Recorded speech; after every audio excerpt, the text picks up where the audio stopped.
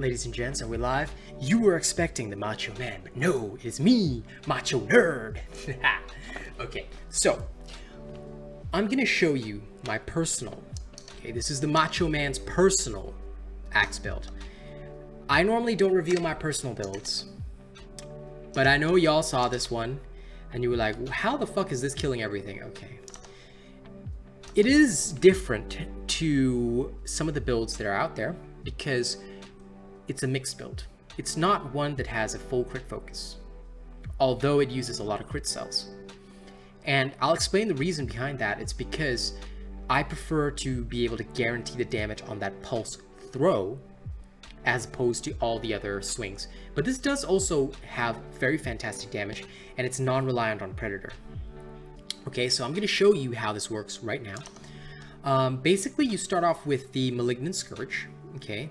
You have a Galvanized cell and an Aetheric Attunement cell. Now, what you can do with this, if you don't want the additional Aetheric Attunement cell, you want a little more damage and a little more survival, you can actually put in a Toughness cell right here.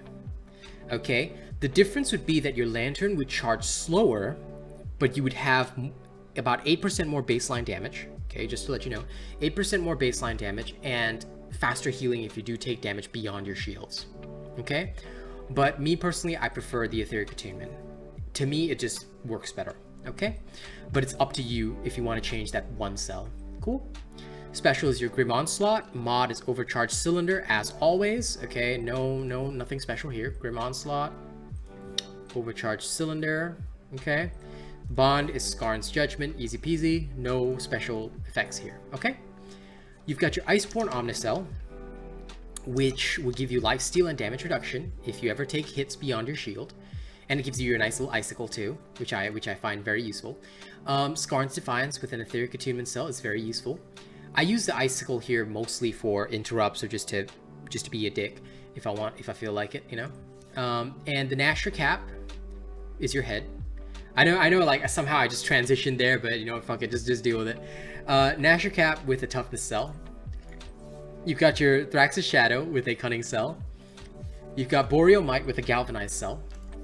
And last but not least, you've got your Chrono Treads with a Pulse cell. What this build gives you overall, just to explain all the perks and bonuses, I'm just gonna VCam off. You've got +6 Aetheric Attunement for fast Lantern cooldowns. This makes sure that you always have good shields, which of course synergizes with Galvanized. Roughly, I often get over 1,000 shields, which is like an additional 20% crit rate. On top of Cunning, which gives you 10% crit rate, 30% critical strike damage, so your baseline is 30% crit rate, 32% because you get 2% with the axe thing in the Slayer path. Can't remember what it's called, but yeah, 32% is your baseline crit rate, which is very good, by the way. You've got 30% crit strike damage from your Cunning, 15% additional crit strike damage for Galvanized, as well as additional crit rate from your shields. Pulse, every 5th hit guaranteed crit, and 15% additional crit strike damage. You've got +6 Tenacious with this build, and considering you have 1,350 hit points, you have 26% baseline bonus damage. You've got +3 Knockout King, so more stagger damage. This comes from your Skarns.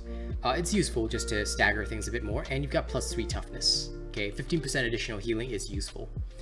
Now, in order to show this build in action, I will go head off and do some specky shit. But if you don't want to see the combat showcase, feel free to like, share, and subscribe right now. Okay, I appreciate you if you guys do. We're gonna go to Cold Runner Key. You know, something nice and difficult would be good. And if you guys want to support my content, you want to see additional stuff coming from the Macho Man, don't forget to drop a tip via the link in the description of the video. Every tip you send helps me out tremendously, helps me make more content in general, just helps me be a better content creator. So thank you very much if you decide to do that. Otherwise, like, share, subscribe, and you can try the build right away. You know, you don't have to see the combat showcase, but if you want to, you can. Okay, here we go. Airship has arrived. Now, as always, we do not edit our videos because like I've always told people, there is no point in doing so, because I think it is much more important to show the authenticity of our builds, to show how they operate, how they work, and how they shatter everything. Because I mean, ideally speaking, yeah, that's how it works, man. That's how it works. So okay, we're gonna keep on going with this, and as soon as we load in, I'm gonna kick some serious ass. Now, this playstyle the playstyle with this build is pretty much similar to any of the other builds you've seen me do on the axe. You're trying to get that pulse crit hit going, and you should be able to do it fairly easily with this build. All right. And if you put on this type of outfit, you also feel like a fucking Sith Lord, which is pretty fucking cool. Alright. Okay, so first of all, you've got the Nezaga. They're adorable little creatures that are little goblins. Little snow goblins. Okay. Now when it does that, I like to... Now because of your shields, it's very, very easy to maintain the fact that... To maintain your 100% hit points, which makes your icicle throws even better, even if you do not have even if you do not like completely not take hits. Like, you don't have to play flawlessly with this build. Okay, now once you have your guaranteed pulse, right, you don't have to wait. You can just throw your axe. Boom. There's no waiting with this build for anything like Koshai's or Predator. You don't have to do that. Just charge up, go, and because you're non-reliant on Predator, your damage is always optimized. Okay, keep that in mind. Your damage is always optimized. Swing as hard as you want, when you want. Okay. And once you're ready, just throw. Okay, shit, sorry. That one messed up. Because I've got no excuses for that one. It just went through me, but usually what I'll do is I'll just like wait for the next swing, or if I'm really feeling like it, I'll just do quick swings like that. Then once I'm ready, I'll just aim for the head and throw. Very simple. Okay, very easy kind of thing to do. And then when I feel like it, I'll just throw an icicle at him, because why not? Just nyeh! And if you ever do take damage beyond your shields, again, it's not a big deal. You can heal it back. You can heal yourself fairly easily with this build, to be honest. So I use and abuse that on a regular basis, like just like that. And if you don't heal enough, that's okay. You can do it on the next behemoth. See, that behemoth is dead. That was a level 12 Nezaga. What level is this axe? 5. Okay, you do not have survival issues or problems against behemoths that have more levels on you. You just don't. You might fall off the map like me, just like that. You know, you do silly things, play stupid games, win stupid prizes, but you know, other than that, you'll be fine most of the time. I'm lost. How do I get up this mountain? Fuck! The only thing that will ever challenge you is directions. Okay. The next creature is somewhere over there. Somewhere over the rainbow, so. Here we go. There it is, a nice little Scrave. Now, Scraves are such a problem for most people, but not for us. Not for us. Level 13 Scrave, okay. You've got your pulse charged up, so bang! Give it a headache. Now, you've got 30%. Oh, shit, it wasn't ready for a charge, though? Okay, weird. Thought it was, but doesn't matter. Now I'll just wait for the throw to come up. The only thing you're literally waiting for is throws with the full determination meter, because they deal not only additional pulse damage, but additional damage too. I think the damage factor which Gen told me about, and which you have seen in the Heartbreak build, is about 2.5 times. That's a lot. That's a lot of extra damage that you guys can get from your axes, so just remember that. It is helpful to know. Okay, now let it do its little thing, and then bang. Give it the old 1, 2, 1, 2, 23 skadoozy or whatever. There's nothing wrong with causing a Scrave problems. Okay, it deserves it. Because Scraves are dicks. They are literally dicks. Now, just because you don't have your full charge meter, it doesn't mean you have to hold back on the throw. Don't. I would just charge up like that and get ready for the next throw. Now, some people prefer Energized over the Aetheric Attunement. I don't. Because without that Aetheric Attunement, I just can't. See? It's dead. Boom. Level 13 Scrave with a now level 6 axe, but you were level 5 before that. Was there any difficulty in that fight? No. Was there any danger in that fight? No. You are not in danger at all with this build. You're facing something above your level, who gives a fuck? You will literally just be able to just slaughter your way through things. And that's what's important. That's what's important. This build is strong because it doesn't rely on things like Predator. It doesn't rely on bonuses that require you to wait. Okay, it's a pick up, play, plug and play as you go kind of dealio. Right, it's a very simple and easy build to use and utilize, and that's where its strength comes in.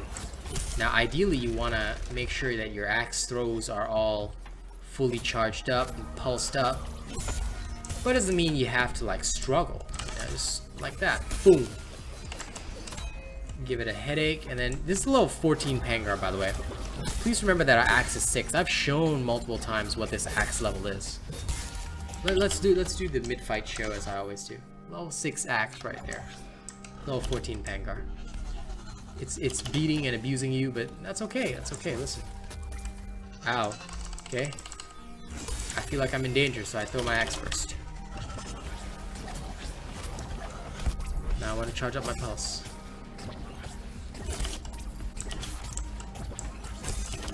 Oh, pulse is ready.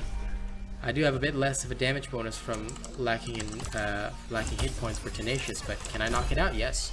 Will I then heal off the Terra status back? Yes. See, it's really not difficult. Boom. Boom.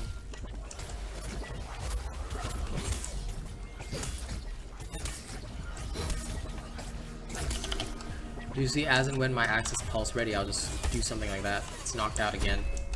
Pull my icicle shard. Oh, sorry, I was in full health. Oops. Doesn't matter. Pangar's dead. Level 14 Pangar versus level 6. 8 levels higher. No effort. Okay. Whacked my own microphone there. It's too excited. Anyway, that's how it works. That's how it works. Very simple, very straightforward. This is the personal build of the Macho Man.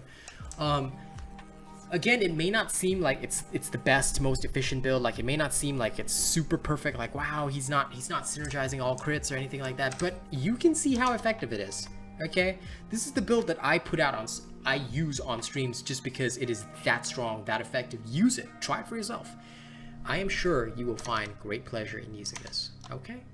So I hope you enjoyed it. Don't forget to like, share, and subscribe for more of my content. Let's move to the tipper scene. Thank you to July's top tippers for feeding me, keeping me alive, helping my content out. Thank you very much.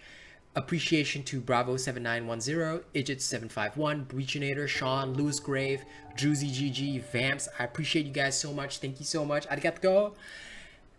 Arigato. Arigato, y'all. I appreciate you guys. Don't forget to like, share, and subscribe for more of my content. If you guys want to drop a tip, you can do so by the link in the description of the video. It will go towards supporting me and, of course, feeding my ass and everything like that. It's optional. It's not required. If you feel like you got some spare change you want to throw at me, go ahead. Okay, thank you very much, and I will see you all on the next one.